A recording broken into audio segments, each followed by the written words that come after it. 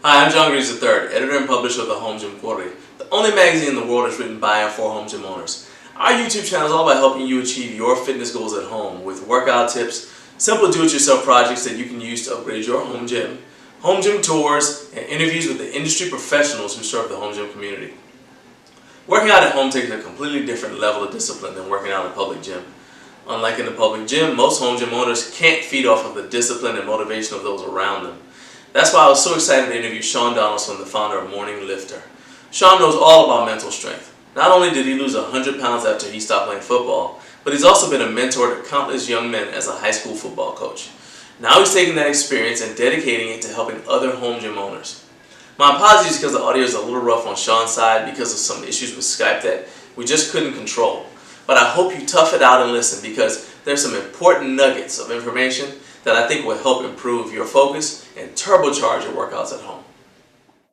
Shawn, man, this is a pleasure to talk to you. It's crazy because it seems like forever that I reached out to you to ask you for this interview, and then life kept on happening and we weren't able to connect. So I'm glad things have come into alignment. The Lord's made it possible for us to talk.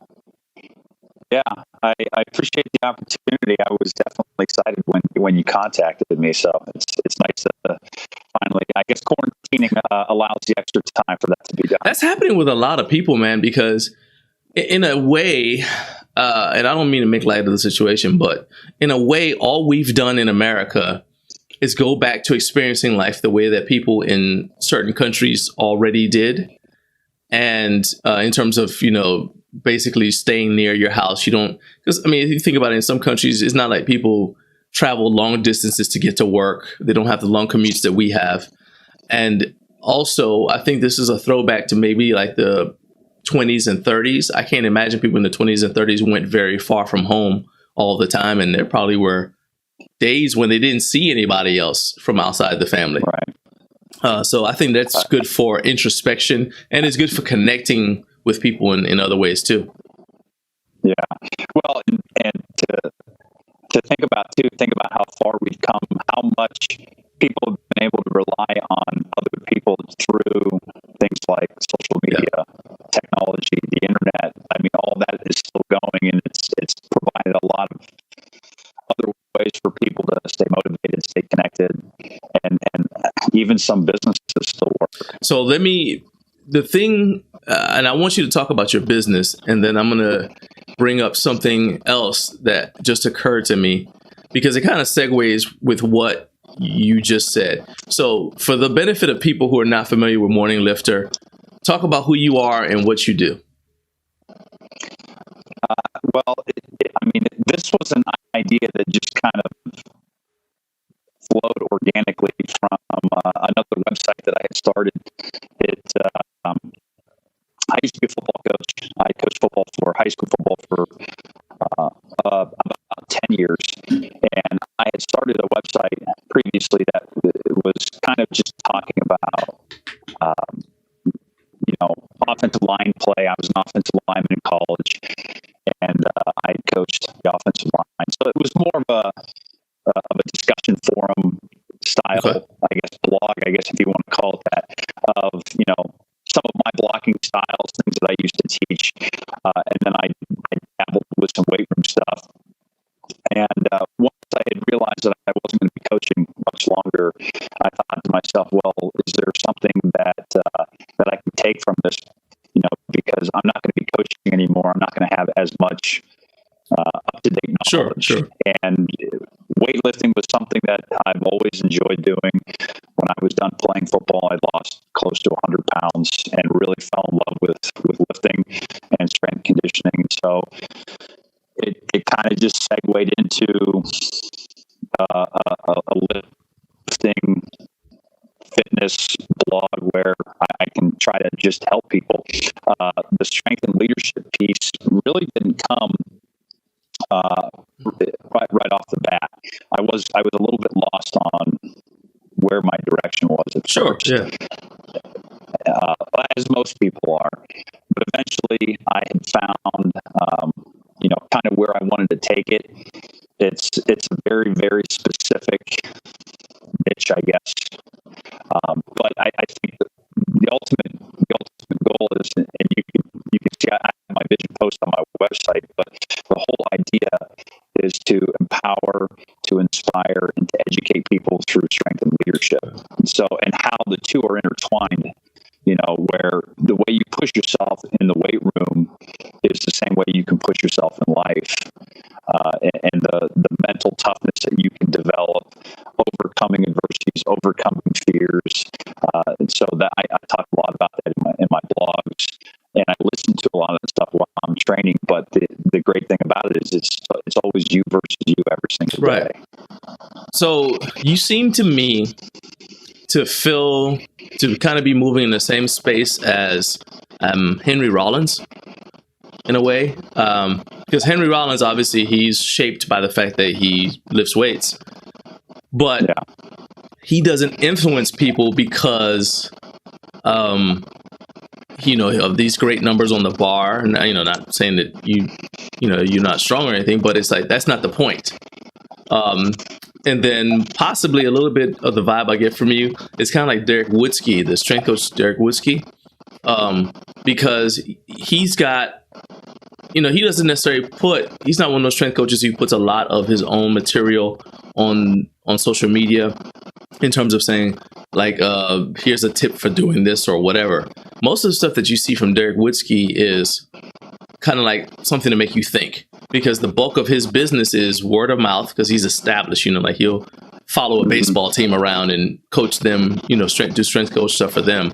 I think he went to Dubai and was coaching some people over there for a while. So he doesn't need social media to advertise his skills. Instead, it seems to me like he uses kind of like thought leadership. And it seems like you fill the niche as well, where you're, the fact that you lift weights opens a door to make people listen. And then you say, oh yeah, okay, this is what I was thinking about while I was deadlifting. Right. Because that's the vibe I get when I look at a lot of your Instagram pictures is, so this is something that occurred to him while he was lifting. Am I right? Yeah. I think that's a really good way to put it. I don't lift the big numbers like I used to. Sure.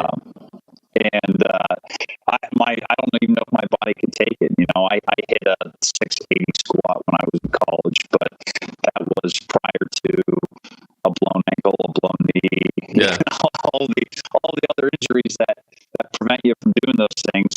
The ultimate goal is to try to get back to some of those bigger numbers, but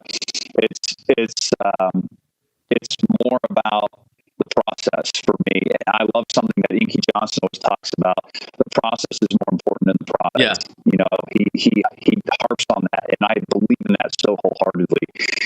And eventually, the product will show itself, but you have to be committed to the process first. And it's like the journey is the goal. Right. And what you become on the other side of that is also more important than the actual product. So it is something that, especially with my posts, I'm always trying to find ways to just provide a little bit of value. It's not always the case. Sometimes I just like to post, a lift. Recently, I've been able to get some DIY stuff done within my own home gym that has provided some value for people, it seems like, but it's always just been about, how can I help one or two people, and the idea of 6 degrees of separation. It doesn't have to be, the like factor. I don't know how important the like factor is, especially with social media, because you can't judge. That's just one metric. Right. That's just one metric. And Simon Sinek talks a lot about how single-minded those metrics are, because you can't measure, somebody going and talking to a friend and telling them, "Hey, I saw this really cool post. Here's what it was about. Here's their website." You can't measure that, because it's not a tracking code for it. Right, and so there's a lot of value, I think, in that as well.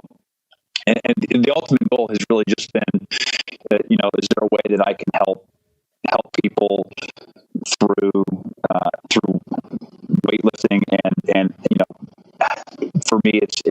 about clearing mind, and that's when I'm at my most relaxed, but also at my most intense. It's a place where I'm just allowed to do my thing and be myself, but also at the same time I've got my mind completely opened, and I'm training my mind as well. That I have a video on our YouTube channel about achieving flow state, and I don't always get to there. Okay, but my goal in a workout is not necessarily always the number that is on the paper, because there are days when I typically get to at least the number that I wrote down. Okay, and that's because I typically train in the 70 to 80% range. The high end is 80%, low end is 70%. Very rarely I go to, well, not very rarely, but infrequently I'll go to a true 100% for that day, but I don't go platform 100% ever at home, because for one thing, to me, there's no point. Because there are some hard and fast numbers that I have in my head, like I'm chasing a 600-pound deadlift. And a lot of that is because I was chasing it before. I wanted to be able to do it. And so that's important to me.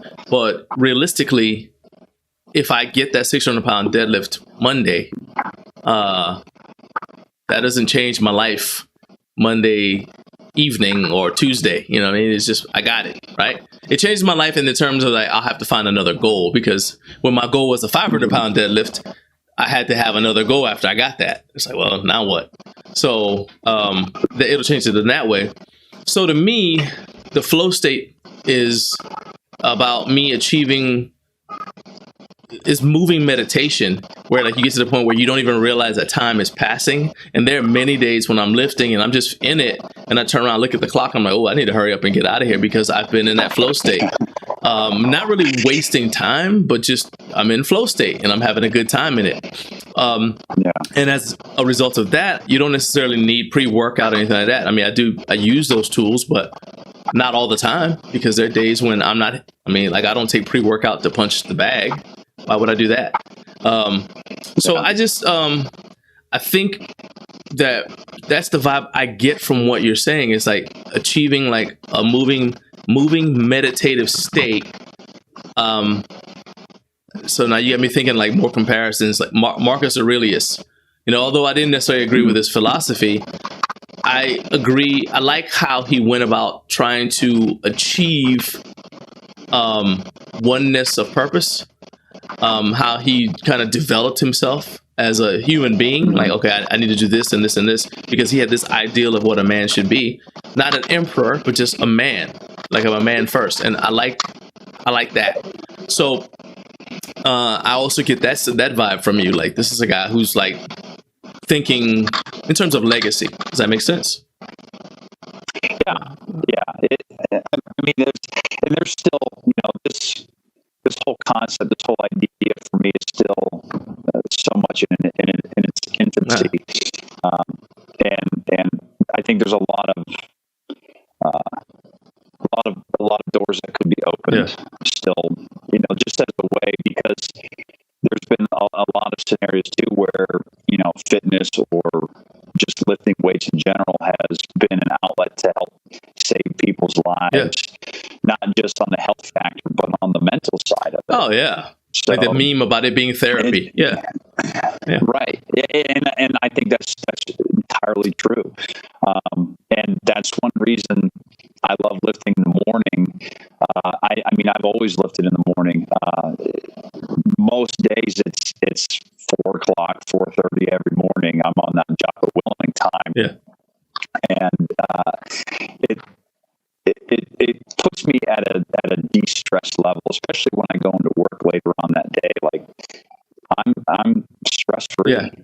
Because everything that I've wanted to accomplish, on a personal level, I've hit the majority of those accomplishments leading into that day. So I've got the rest of the day completely wide open, and it especially like just getting what you need to get done in the morning before anyone else is awake opens doors for possibilities to do other things later on. Yeah, so my schedule's inverted because like you, I have a business and I have a full-time job. And that full-time job by design is at night. So I work 12-hour night shifts. So I lift in the morning. So I wake up, check email. I wake up, do my devotions, check email, go downstairs, shave, because that's part of my process for getting into flow state. Everything I just mentioned is part of flow state, right? Because I don't want to be down here and I'll see my phone or something. Because I don't film workouts with my phone. We have a video camera. So I don't want to see something on my phone and get sidetracked with checking emails. So I try to do that stuff and like clear. I'm one of those people that likes to have an empty inbox. All right. Yeah. So I'll either I answer the question, address it, or I'll move it into the more appropriate folder. And so I don't want to be like, oh, I need to do this. Okay, so that's done. I've done my devotions. And so now I have something from scripture that I'm going to be thinking about while I'm working out, which turns it into a moving meditation. I shave because for me, I played 1 year of high school football. I was horrible. I played 1 year of high school football. And I remember what used to get me in the zone for practice or for games wasn't anything. The final moment was when I put my helmet on and I tightened the chin strap. And for me, it was like I envisioned I was becoming somebody else, right? Because I was a skinny little kid. I mean, when I graduated from high school, I was 5'7", 130 pounds. And I was not that big when I played football. I was lighter than that, trying to play free safety. And the reason I played free safety is so I could have momentum. So I could like take off running. So I could, if I tackled anybody, I had to use momentum because otherwise I did a lot of getting run over. But, being that small, you're going to be afraid of a lot of things, have a lot of trepidation, especially just, whatever. And so I felt like when I was putting my helmet on, it kind of like unlocked this gladiator mentality. And I had a similar experience when I joined the Marine Corps. I would when I put my uniform on and then I laced my boots up and put them on and stood up, I was like, okay, I'm a different person. Even though I was bigger by that time, but still, it's like, is this transformation? Well, for me, shaving is like, it's like reverse I'm putting on invisible war paint, if that makes sense, in a way. So it's part of the process. And then by the time I get downstairs, I'm like, I'm ready to go. And I just think that that's part of how you unlock a lot of insights, because once you're in flow state, you've kind of like freed your mind to actually unpack a lot of the stuff that you might have been, like dreams. When you're sleeping is when you actually learn stuff, right? So you learn something somebody shows you something during the day, and then your mind actually absorbs it while you're asleep. So then you wake up, and that's why people wake up and they have like these ideas when they first wake up in the morning. So you wake up, now you've got this stuff kind of like moving around in your head. And for me, it's easy to clear that clutter up with some moving meditation in the form of lifting weights. It's also interesting to me that a lot of the great leaders of the past used to, like Benjamin Franklin, used to go for walks. Theodore Roosevelt, my favorite president of all time, would obviously he worked out. So he spent a lot of time doing active things. Like they would have cabinet meetings and he would say, okay, we're not staying in here. Let's go. And he'd take them all out. He dragged the whole cabinet out. They complained. It's in the book, Theodore Rex. He'd go out and he'd have them in the snow walking behind. And like, why are we walking in the snow? Because it helps us think. And he's like, okay, whatever. And they're like, this is insane, But it's that sort of thing. I think that we've kind of removed ourselves from as a society, because modern American culture, by the most part, is so segmented. I have my physical time, assuming I do that, and then I've got my mental time for my own personal whatever I think of, like, if I like to have a hobby, and then I've got whatever mental stuff I devote towards how I earn a living. Everything's segmented. I've got my time with friends. I've got, and I think that we would be much healthier as a society if we started to live more holistically and let everything kind of bleed over a little bit more, because that stress doesn't go away, if I'm stressed out because I didn't get my PR or whatever, that's some of that's going to communicate is going to bleed over into when I get to work and I'm frustrated. As part of why I think the fact that I think that people should live holistically, I think part of why we are experiencing all this growth and development is because we have the ability to collaborate. So I can see, and not even collaborate intentionally, but I see you do a DIY build that and that you show it on Instagram, for example, right? That sparks something in my head. So maybe I do something similar. But when I do it, because I have different resources, different backgrounds, I'm shorter than you are. We come up with all these different, so I make it to fit me, which in turn turns around and sparks you when you see it. You're like, oh, I didn't even think about that. And so then a third person sees both of us and they get springboarded forward, because a lot of times we're programmed to believe something can't be done until we see somebody else doing it. You are. Yeah. I mean, especially as a coach, when I was coaching high school kids, there was always, everybody was a little bit different. Everybody had a little bit different level of play. The biggest thing for me was when I was coaching offensive linemen was the mindset. Some kids didn't want to be there. Other kids did. And so it was one of those things where you had to have the right mindset. And if you didn't have the right mindset, I always told them you had to buy in. If you're not going to buy in, I don't want you. And because, especially in offensive line, not to go into a tangent on football, but there's a lot of comparisons to what I'm doing now. Especially as an offensive lineman, when you screw up, people get hurt. You give up a sack, especially the left tackle, quarterback again. Right, and so that was something that I was always very adamant about, and I took personally. And but I always had good groups by the end of the year. Kids were they had bought in. The ones that had bought in always were the ones that ended up being really, really good. And it was an exposure of ideas, and that's really, I think, what the most important thing is. That's really what helped propel me into doing what I'm doing now.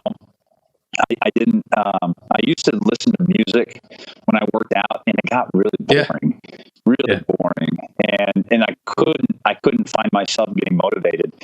So I went to a graduation party of a player of mine, and this was one of the most intense and positive guys I have ever met. I mean, this guy was the first guy I'd ever met. When you talk to him, he would look at you with eyes on fire, like almost to a literal sense. I'd never experienced that before in my life. That guy was so intense in a positive way. Like, you couldn't help but saying, "Man, I'd like to just hang out with that guy a little bit more," And so I asked him, I said, "Well, what do you do?" And he said, "Well, I listen to YouTube videos on my way to work. I turn on speeches, and I listen to John Maxwell. I listen to he named off a lot of other core leadership guys that he listens to, and he goes, I just turn on YouTube and I just put it in my car and I drive to work." And I thought, well, that's pretty interesting. Maybe I should try that. And because I hadn't started Morning Lifter yet. I had other blog, but I knew it wasn't going anywhere. So I had started floating the idea of doing something with weightlifting. And that was the summer of, 2018, I believe. And so it was a couple months before I had started Morning Lift. And I started listening to people like John Maxwell, and then that segued into Miles Monroe, which segued into Jim Rohn. And Jim Rohn he's been probably the biggest impact for me with some of the things that I've learned about leadership and about personal development. So that's, ever since I've been exposed to that, I really just took off and I haven't stopped. And so I listen, now this is for 3 years now. I listen to some type of motivational or inspirational message, whether it's from Tony Robbins, Simon Sinek, Jordan Peterson. He's another one that I'm a big fan of. So just I'm I can't stop feeding my brain with ideas, and those ideas allow my mind to work while at the same time I'm still lifting. Yeah. And so that's I get it. For me, it's a 2-for-1. I'm training my mind at the same time I'm training my brain. And so I get to listen to those speeches. I'll listen to them over and over and over again. The number of times I've heard Jim Rohn speak the exact same 4-hour seminar, I can't tell you how many times I've heard him say it. I almost have it memorized now. And that's where you pick up the little pieces of information. So, for me, that's where it's turned into a real discipline. So it's that's where I've started to see some really positive things change, and you start to see the people who don't have the discipline are craving the discipline. They want to have it. They want to have it, but they don't know where to start. And I've always had that. Playing football actually helped create that discipline. So for me, it's second nature. People will say, "Well, why do you get up at 4:00?" Because there's no other time to do it. And so I just have to do it, and that becomes the norm, and that's part of that discipline. And Jocko Willink, I'm a big fan of the phrase "discipline equals freedom." That's what I was just thinking in my head. Discipline is freedom. Yeah, and that's something that I've told former players and have really pressed upon to make them understand. Like, if you understand how to utilize these principles. And I've been able to tie it in and combine discipline and freedom. And Simon Sinek's why principle, that when you have a why, when you work from within and you have the discipline, that gives you the freedom to do the how and the what. Yeah. And it can really impact your life in pretty phenomenal ways. So the thing is, like, when I wanted to talk to you, I knew that this wasn't going to be like the standard conversation about, what do you do for training? And, you notice I haven't really asked you anything about sets and reps or anything like that. My intention, because I think, there's obviously some value there. Anybody who loses 100 pounds can tell you something about training and nutrition. But at the same time, there are a lot of people out there who are doing that. I don't really see a lot of people who straddle that divide like you do. So the people you just named, Jocko Willink is the only one who I know for a fact works out. So Tony Robbins, he influenced somebody who I respect highly, Zach Even-Esh, but I don't really listen to a lot of Tony Robbins stuff. I've just never gotten into it. I love Miles Monroe. I love the fact, my favorite quote from him was when he talked about the fact that part of the reason why a lot of us hate being employees is because each one of us is designed to be a leader. And so your boss says something you think is stupid, but you can't say anything. So you just kind of keep it in.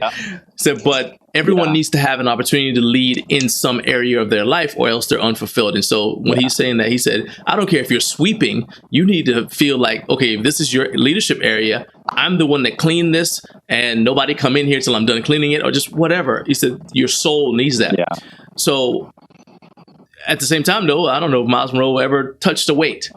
And so he's not going to appeal necessarily to some people who need to receive physical accomplishment before they'll listen in a way that you can. And I think that's why people like you who fill your niche are so important, because you straddle the divide that shows people that, this is not really a stereotype anymore, but we're not meatheads because at least we don't have to be.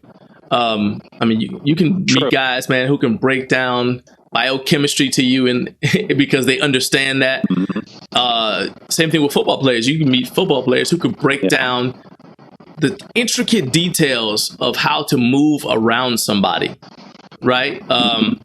Or how to, if you're coming from the other direction, you're like the offensive lineman, you understand leverage principles in a way that other people don't, because you know the different points of off balancing on a human body, right? And so you can have a discourse with somebody in a way that Simon Sinek could not, but at the same time, you're able to pass on this information. So let's talk about Morning Lifter itself. And let's start with this question. What is one thing that you've learned this year that you wouldn't have learned if not for the quarantine?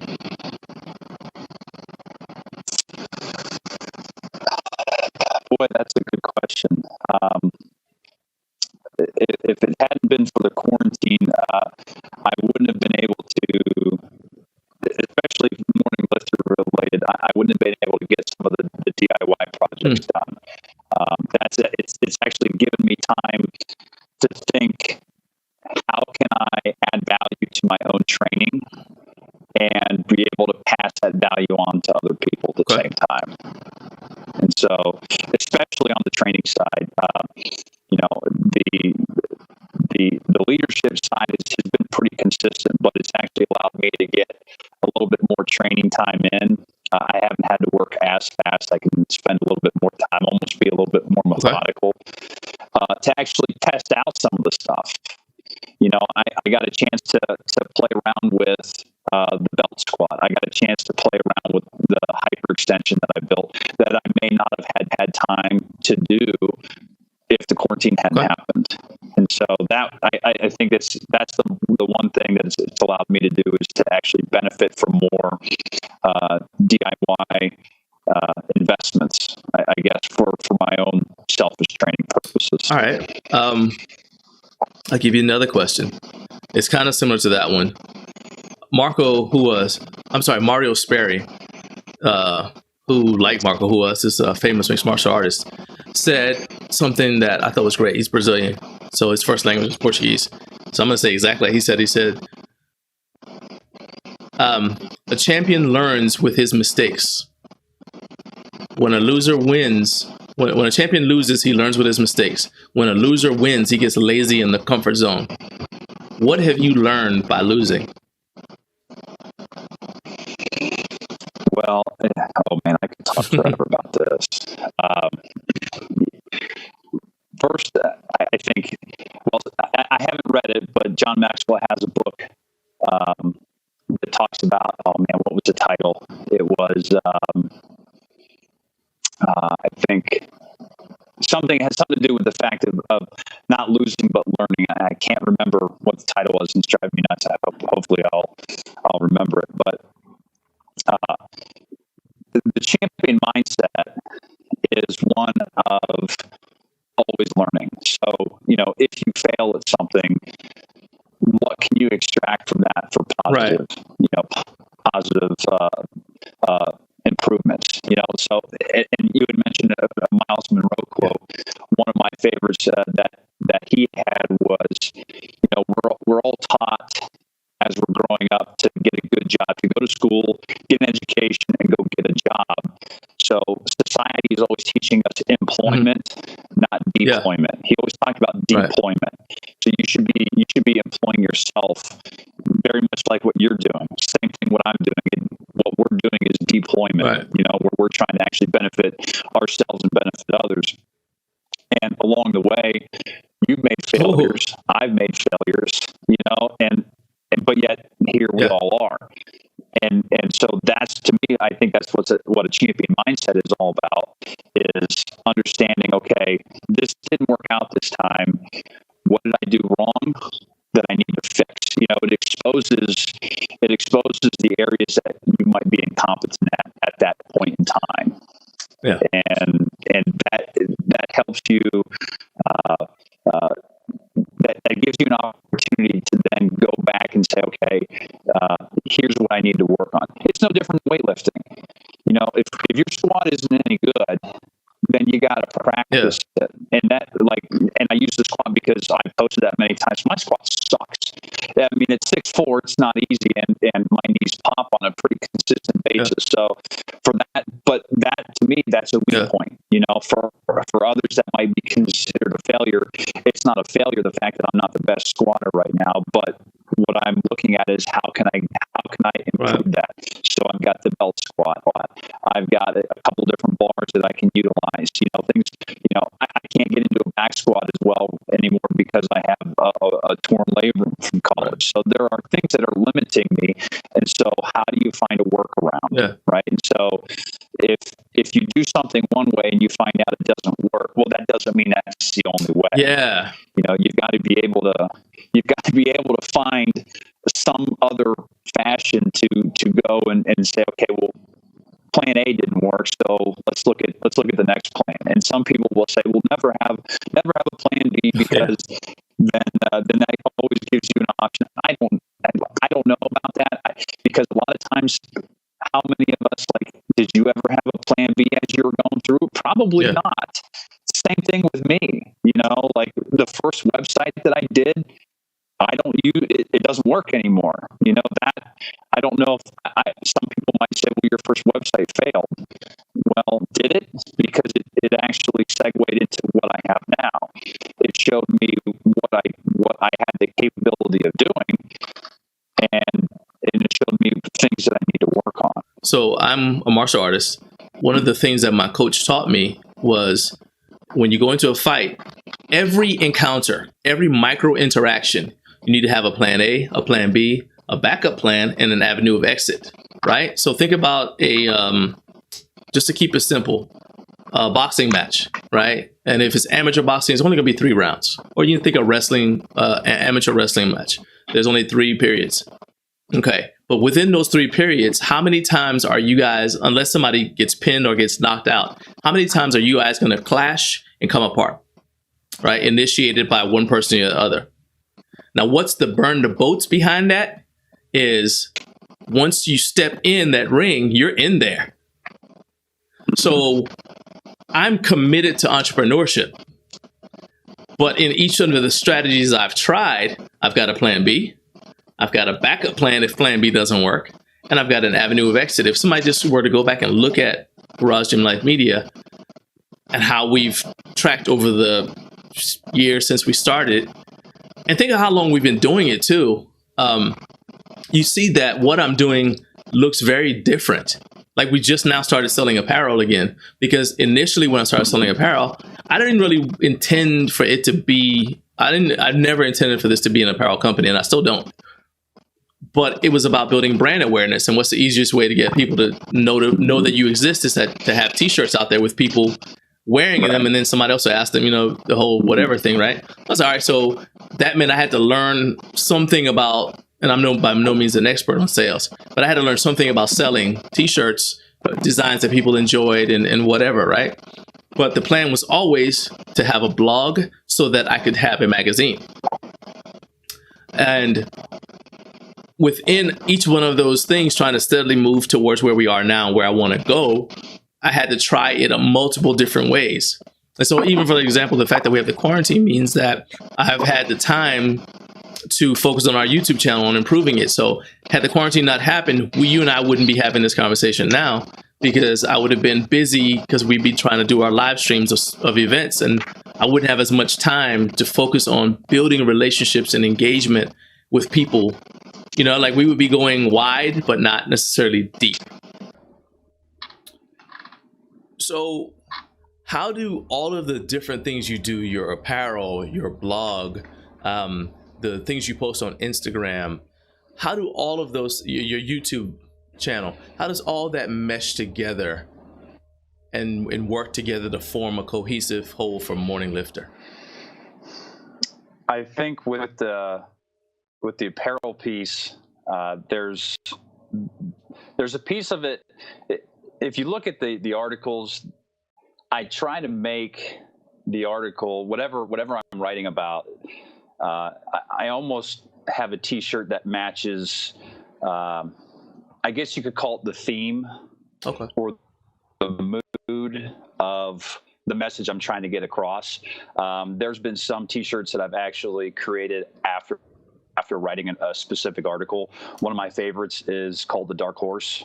And I wrote that over last summer, talking about, the dark horses of American history, people who everybody doubted, and kind of the ones that came out of nowhere.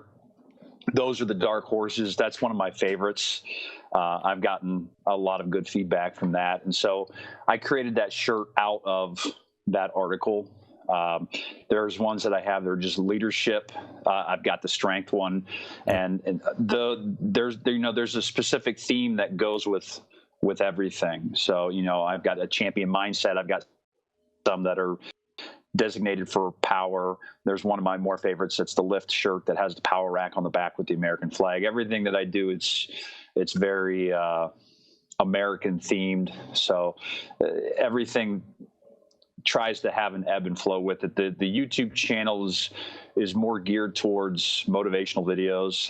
I've really enjoyed doing that. So I'm going to take, I take speeches because that's really where I picked up most of this. Yeah. So I guess I look at it that way as my way to give back, because I found so much value in what others did for me. I'd like to pay it forward and do the same thing for other people. So that, the YouTube piece, more the leadership side, probably the Instagram, the Facebook, the Twitter, I try to gear a little bit more towards the strength side, but I usually do 2 posts a day. One will be usually some type of strength post, which is usually in the morning, and then sometime in the afternoon I'll post something related to leadership. So I'm trying to keep that consistency that falls in line with my own motto. So I don't push the t-shirts too much. It's not, I'm not taking out advertising dollars to do it. But it's something that if somebody were to find a t-shirt or a banner or a hat or whatever, and they were to say, hey, I really like that style, or that's something I can get behind if they want to decide to make a purchase, that's great. It doesn't really help me any. I think I had somebody buy 2 shirts from me last week, and I made $2, yeah. And so it's never about that. It's about that person now I've doubled my message with that person. Right. So that's the way I look at it. And so if they like it, that means they're continuing to come back. No. And so that's what actually is more of a motivating factor. Okay. For me. So that just reminds me of Pete Rubish, and how he's got a cult following that he built from the early days of YouTube when he said he was just underestimated. I've talked to him a couple of times in person and stuff. And Pete's a good guy, but he was just like, people underestimated me. I just come home and I'd be in my parents' basement. I told him he has the world powerlifting's most famous washer and dryer is in his parents' basement, because he used to deadlift what at the time were ridiculous amounts of weight, just in the basement of his parents' home. And you see laundry going, and then in the washer, and then at the same time you get this guy just lifting his heart out, yelling and screaming and everything, because he said all the frustration he had. And so now he's fairly well known in terms of strength sports. He's gotten opportunities to travel around the world because of it. And so he's an example that just immediately I thought of as a dark horse, somebody that people really never expected to do anything. Certainly none of the people who knew him expected him to do anything, but because of really just following his passion is the best way I can say it. He got there. So I want more people to be able to benefit from your message. I know that this interview was a little bit off the beaten path from what we normally do, but that's the point, because we're not meatheads. I think that this home gym culture is an opportunity to build people holistically in a way that sometimes it's difficult to do in a public gym, because even if you have your headphones in and you're kind of trying to ignore other people, there's still something that takes you out of I just don't think that's a learning environment necessarily. I think it's more of somewhere you can go train, somewhere you can go interact, but I don't think it's a great place for self-reflection, not in the way that a home gym can be. So I want what we do to help build complete people, cohesive people. And so how can people get in touch with you? How can they get in touch with you? How can they read your blog? Where can they follow you? All that. Let's give them all that. And then I'll put the links to everything in the description as well. The best place to go is morninglifter.com. That's my website. That's where I post all of my articles. If you're looking on social media, my most active channel is probably Instagram, and that's @morninglifter. Twitter's not as active, but I still post on there every day. I usually will always post at least a leadership quote of the day. So that's again @morninglifter. I've got a page on Facebook, Morning Lifter. You can email me, morninglifter@gmail.com. So I'm pretty much everywhere, at least the big 3. So I'm on LinkedIn as well, so you can capture me there. My page is Morning Lifter. So and I'm on YouTube, and you can just search and I'm there. So I was able to grab all the handles, so that was nice. But that's not. It was a little bit more of a unique name, I guess. But feel free, reach out to me. Send me a message. connect with me. I'm happy to help anybody I can with anything that I can. Awesome. Well, man, I really appreciate you taking time to talk to me. Glad we're able to put this together, and I'll definitely be reaching out to you, see if we can get some articles from you for our magazine. To everyone else, I appreciate you watching this. I hope you liked it, and if you found this useful, please click like, share with your friends, and subscribe.